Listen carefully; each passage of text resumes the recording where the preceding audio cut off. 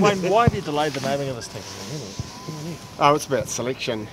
Obviously, we didn't play as well as we wanted to against South Africa. There are some players in here who've had a lot of opportunity this year.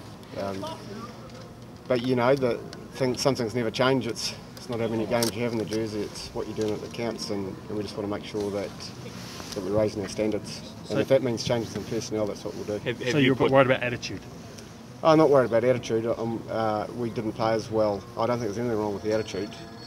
I think that effort and everything was fine, but that's not all that's required. You've got to be able to be composed, make good decisions, execute under pressure, and we didn't always do that. So have you put players on notice?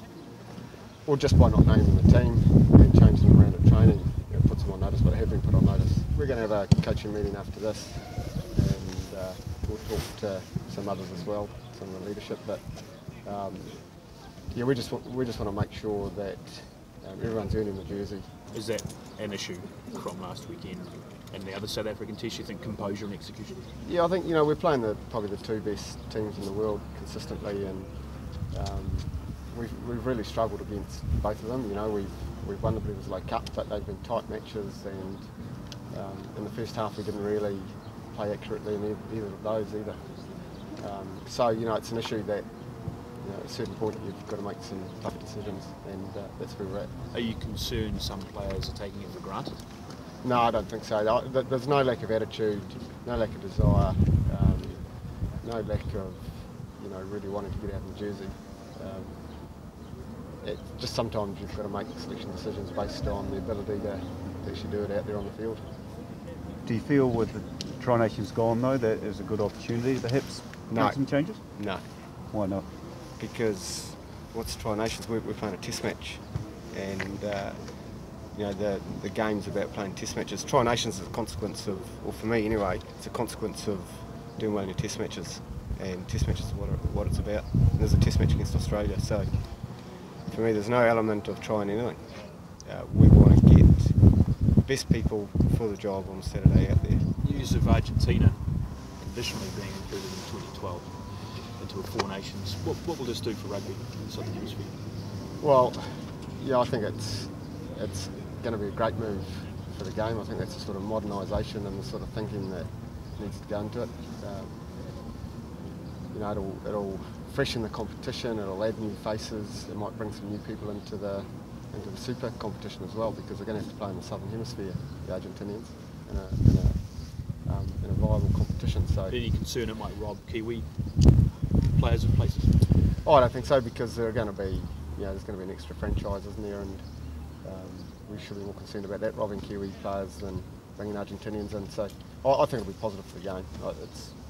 It's a good modernisation process, I think.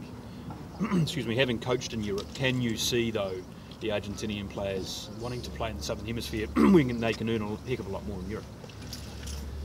Yeah, I think I can, given that it'll be tied up with Test match rugby. I think there's always been a desire from good players in Europe to have a crack at Super Rugby as well as Tri Nations, and it might also get us closer to having some sort of meaningful global competitions at both levels eventually. Wayne, you've been talking a bit about player attitude and their approach to games and that sort of thing. Have the coaches raised a few eyebrows then at what is clearly a falling out within the Wellington region between their coach and their All Blacks? Is that a concern for you guys? When we've had Nemia Tialata Facebooking about Jamie Joseph and that sort of thing, you guys have quite high standards on those sorts of things. What's your view?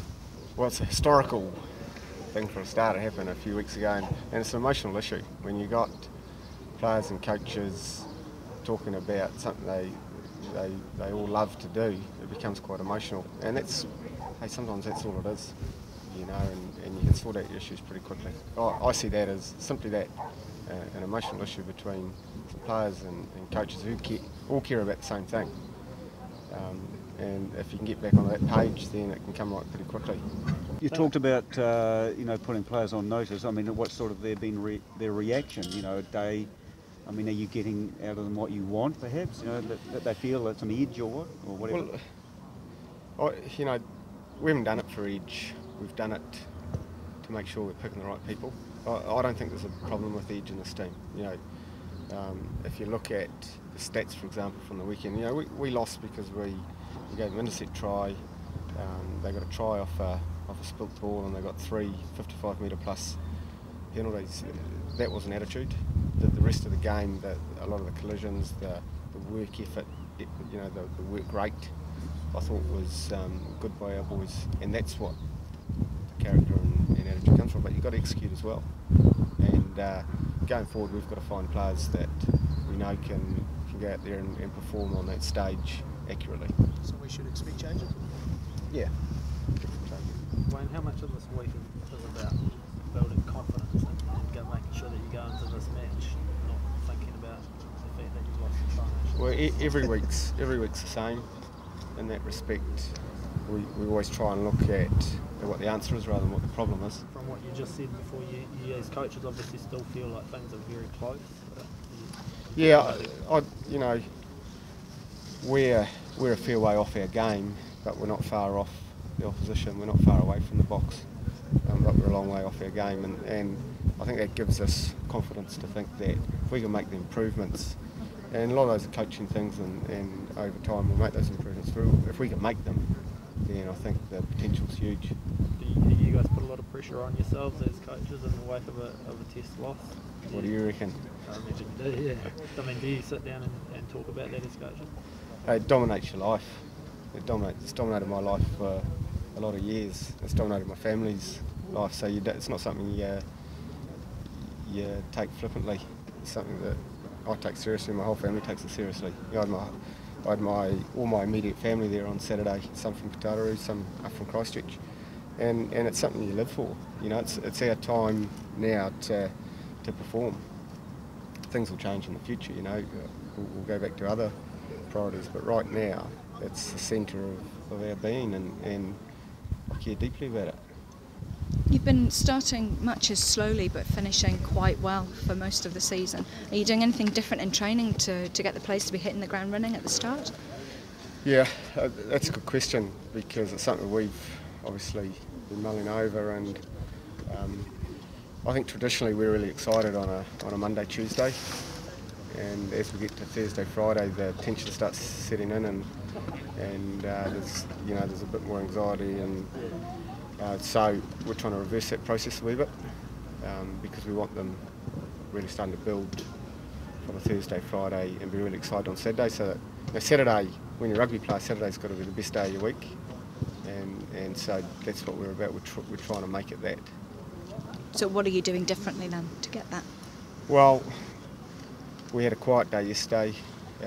We've done all our mental stuff, so we're clear about where we've got to go, but we've really backed off physically at the moment.